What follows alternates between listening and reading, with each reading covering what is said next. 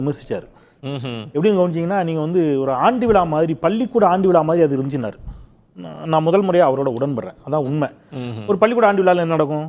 Dance ஆடுவாங்க. ஆடினாரா? Fancy dress competition போட்டு அப்படி நல்லா அப்படி வந்து மேடையில் வந்து ஃபோட்டோ கிட்ட எடுத்துப்பாங்க. எல்லாம் குரூப்பாக ஃபோட்டோ எடுத்துக்கிறது. யாராவது பாடுவாங்க, 2 பேரை கூட்டு வந்து பேச விடுவாங்க ஏதாவது தலைப்பில். கிட்டப்பட்ட அது ஒரு ஃபேன்சி ட்ரெஸ் காம்படிஷன் பள்ளிக்கூட ஆண்டு விழா மாதிரி தான் நடந்துச்சு.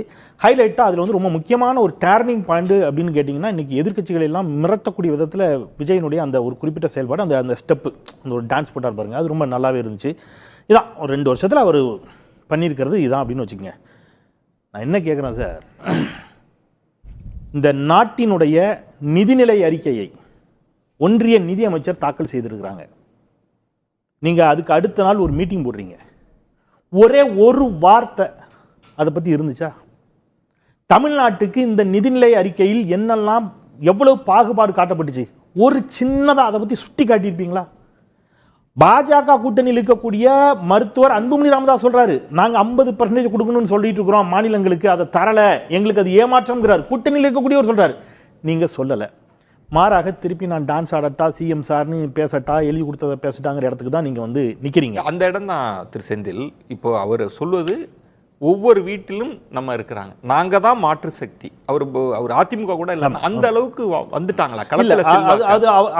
சார், அவரை யாரோ நம்ப வச்சுருக்காங்க.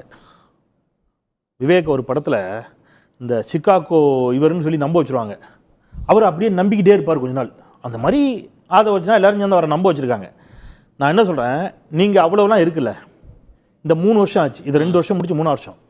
வருஷத்துக்கு ஒரு 10 போராட்டம் வச்சா கூட 20 போராட்டத்தை நடத்திருக்கணும். வேணா ஒரு 5-10 போராட்டம் நடத்திருக்கணும்.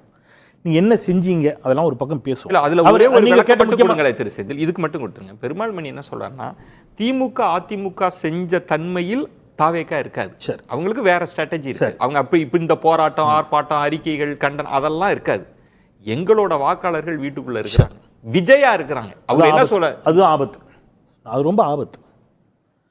என்னுடைய திரைத்துறை கவர்ச்சி மட்டுமே போதும், நான் எந்த மக்கள் பிரச்சனையை பற்றியும் பேச மாட்டேன், எனக்கு ஓட்டு விழும்னு விஜய் நினைக்கிறார்ல.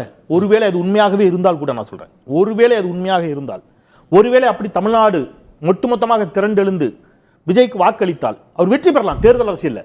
ஆனால் அது ஜனநாயகத்திற்கு எவ்வளோ பெரிய ஆபத்து. நான் முடிச்சிடறேன், வெற்றி பெற்றால், நான் ரொம்ப கவனமாக சொல்கிறேன், வெற்றி பெற்றால் அது எவ்வளோ பெரிய ஆபத்து. அவங்க நம்பிக்கையிலேன்னு சொல்றேன் சார். ஜனநாயகத்தில் நீங்க வெற்றி தோல்வி 2வது சார். நீங்க மக்கள் பிரச்சனைக்கு பேசுவதுதான் சார் பொது வாழ்க்கை அரசியல். நீங்க அதை நான் பேசவே மாட்டேன்னு திருப்பி அவர் சொல்றாரு. ஆமா, அது நல்ல ஸ்ட்ராட்டஜின்னு பாராட்டுறது எவ்வளவு பெரிய ஜனநாயக விரோதம்.